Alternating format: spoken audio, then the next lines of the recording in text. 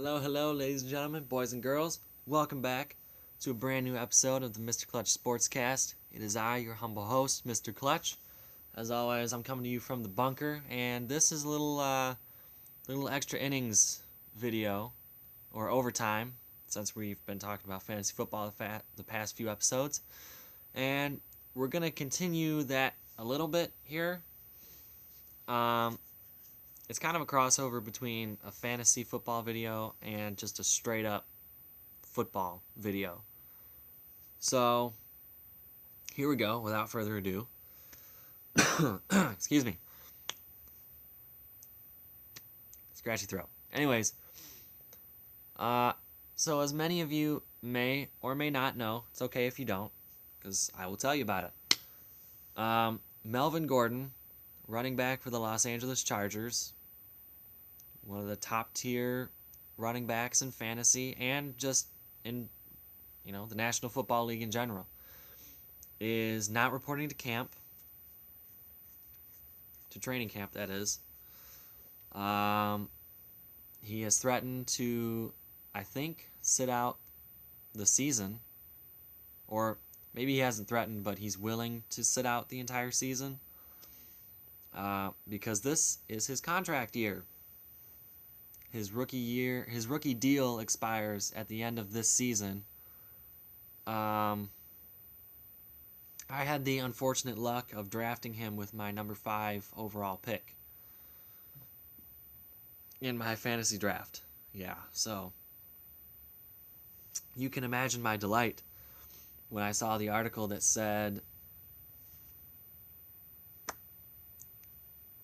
he may not show up to camp or to the Chargers at all this year. So, yeah, it's fun. Anyways, also, pretty recently, Dallas Cowboys running back Ezekiel Elliott has decided not to show up for camp. He is also reaching the end of his rookie deal. That also expires this year, I believe. It's either this year or the next, but I'm pretty positive it's this year. So they're both looking for extensions. They're both looking for long-term deals. Let me just give a shout-out first to Le'Veon Bell. Yeah, the guy who started all of this last year. Thank you for screwing fantasy football owners even more. You're my home dog, man. Appreciate it. It's bad enough we have 3 really quality tight ends to pick from, and then the rest of the field of tight ends is either decent or crap. Now we have to worry about running backs sitting out entire years. High quality running backs sitting out entire years. Entire seasons just to get money. On a personal note, I don't understand this at all. If you love the game, you love the game regardless of how much you're getting paid. If you're good and you put in the work, you will get paid. That's my philosophy, but apparently I'm in the minority on this. So, let's just get straight to the analysis. What does this mean for Chargers fans with Melvin Gordon? Well, your team looks a heck of a lot different without Melvin Gordon on it. Same deal with Ezekiel Elliott. Because with the Chargers, while you're not run heavy because you have Phillip Rivers, one of the most established quarterbacks ever, one of the best quarterbacks, and Keenan Allen lining up in the wide receiver spot,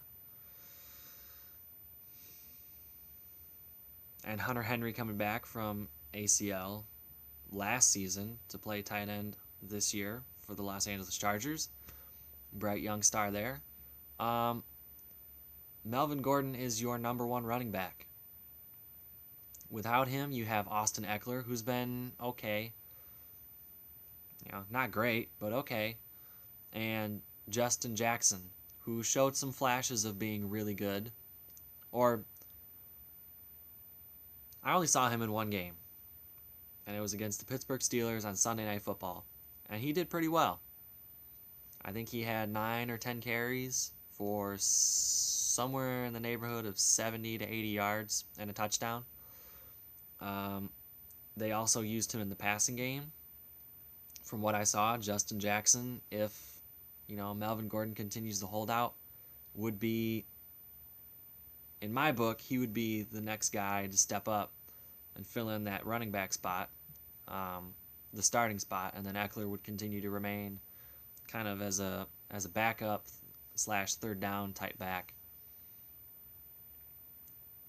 But the complexity of your team changes quite a bit. More responsibility would fall back on Phillip Rivers' shoulders, and I believe that team would become more pass heavy. Not that Phillip Rivers couldn't handle it, but he is getting up there in age, right? And Father Time catches up with everybody, okay? I don't care if you're Tom Brady up in I almost said New Orleans. I don't care if you're Tom Brady up in New England, or Peyton Manning out in Denver, or Drew Brees down in New Orleans. Father Time's going to catch up with us, with all of us, eventually. I just watched Doctor Strange last night, and what's the guy's name? Starts with an R, I think. He helps Doctor Strange out a lot. But I like his phrase here. The bill comes due.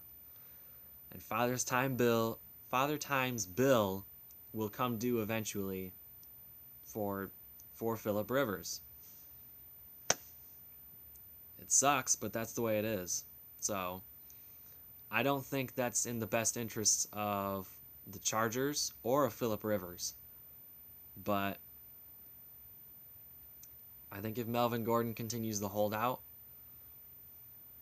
then the Chargers look really different by season opener. Unless if Justin Jackson comes onto the scene and just explodes, and Austin Eckler complimenting him, if that turns out to be a match made in heaven, then I don't know what they do with Melvin Gordon. But for now, it's a bad situation for Los Angeles. Now, on the fantasy side, we're going to get into Ezekiel Elliott in a bit. On the fantasy side, if you have him drafted, the first thing I would do is take a mental note and write on this mental note, don't ever draft a running back who's about to be or who's going into a contract year. Meaning, they call the year before a contract expires a contract year. Kind of like a prove-it year, if you will. Don't ever draft a running back who's about to have a contract expire. It's a horrible strategy. You get burned every time. Or at least I think, unfortunately, you will start to get burned more and more. Again, hat tip, Le'Veon Bell. He did it with the Pittsburgh Steelers last year. I think, unfortunately, for football and for fantasy football, he opened the door to having a lot of really good running backs take a year off at a time or take extended periods of time off at a time, more than just your regular off season. And that, I think, could hurt, again, both football in general, but also fantasy football, definitely. Melvin Gordon, like I said, is an elite running back, both in football, both in the NFL and in fantasy. So the second thing I would do to try and give yourself some insurance, look for running backs who do well in PPR. If you're on NFL fantasy, or if you're in a PPR league. If you're not in a PPR league, I'd still look for a guy who catches passes as well as runs.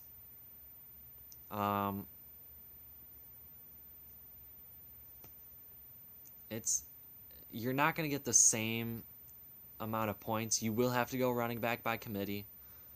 if he doesn't sign, if the Chargers don't offer him a deal that sounds good, you probably will have to go running back by committee. I've already made my mind up about that. I'm pretty sure if there's no deal, then one, I'm screwed, but two, I'm going to have to find some other running backs and kind of shuffle them in and out of my lineup, see what works. And there's a possibility that everyone will have to do that, depending on how your team looks. So, just, again, it sucks, but this is the way it is now, unfortunately. Let's shift to Ezekiel Elliott. Same deal fantasy-wise. If you drafted him and you're now sitting watching the news every day, watching like NFL Network every day, frantically hoping that a bulletin comes up that says Ezekiel Elliott signs massive contract extension, one, you're probably going to be screwed. But two, if you're a Cowboys fan, you're really scared. Because, yeah, Alfred Morris is coming back, and he proved to be a pretty good backup for the Cowboys when Ezekiel Elliott went down with an injury. Morris stepped in and, kind of took charge of the running game, did a pretty good job of it.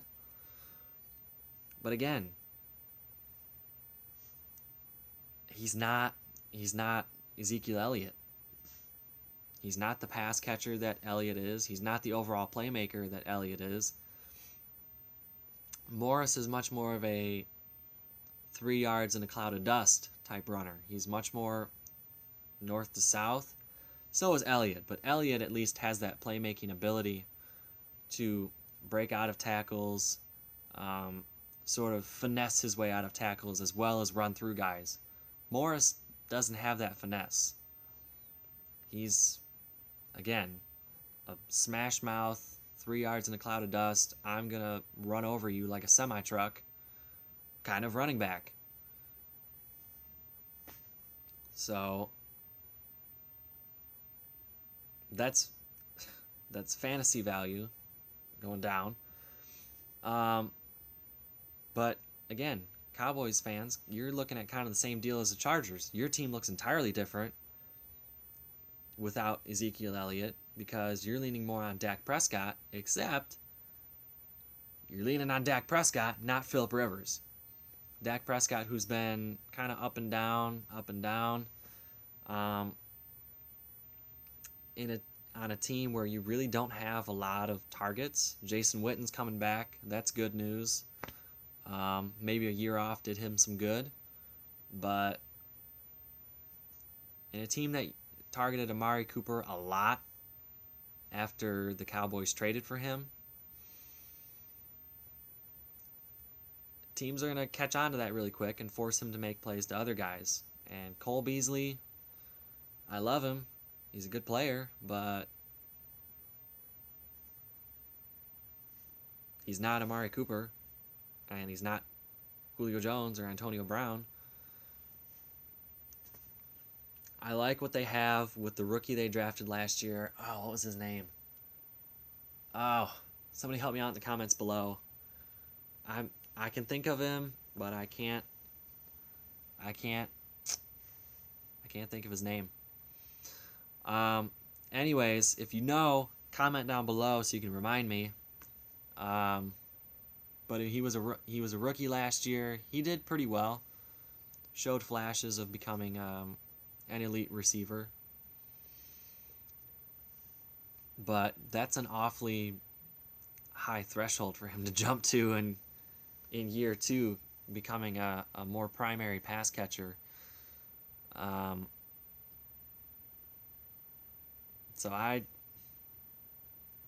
Defensively, the Cowboys look great. Same as the Chargers. Defensively, the Chargers look awesome. Right? They're both defensive powerhouses now. But they face the same problem. Their running backs are holding out, and it's going to be tough if they don't get deals and don't come back. Unfortunately, what I think is going to happen in both scenarios is they're not going to get deals. So if one running back is going to get a deal, it's Ezekiel Elliott. Because down in Big D, Jerry Jones doesn't want to see Ezekiel Elliott walking over to the Redskins once Adrian Peterson retires. We don't know how Darius Geis is going to roll out, so if Ezekiel Elliott walks over the Redskins or even the Eagles, that sucks for him. Plus, Dallas, I don't believe, has a problem spending a lot of money to keep stars there in Dallas. I mean, just look at Terrell Owens and Tony Romo, Troy Aikman, Michael Irvin. I almost forgot again. But you get my point. In Dallas, they're not afraid to spend money. The Chargers are a different story. Apparently, I found this out a couple weeks ago, maybe a week and a half ago, I don't know. But they're not huge on spending lots of money to keep players on their team. So that could pose lots of problems for Chargers fans. But it's definitely something to follow. If you're a football fan, if you're playing fantasy football this year, it's something to watch. For now, my advice in fantasy would be start looking at running backs now. Because you don't know what's going to happen. Chances are they're not going to sign, and they're going to be sitting on the couch for the whole year. And once again, one final hat tip to Le'Veon Bell. Thank you. Next. I think that's going to just about do it for this video. Did you like my Ariana Grande reference? Yeah. Anyways, that was weird. Like this video if you liked what I had to say, and, maybe agree with it a little bit or a lot. That'd be great. Subscribe if you want to see more videos like this. And make sure if you do subscribe to hit the bell so you get notified every single time that I post a video. And also comment down below, what do you think is going to happen with Ezekiel Elliott, Melvin Gordon? And also, what do you think is going to happen when Christian McCaffrey and Alvin Kamara want to get paid? These are all questions to be asked since Le'Veon Bell 2018/19. So, thank you. And, of course, share this video with your friends, with your family, with your coworkers, with dude at McDonald's. I don't know. I'm trying to come up with more creative things so I don't say the same thing every time I exit a video. Speaking of which, as always, people, I'll see you next time, and stay clutch.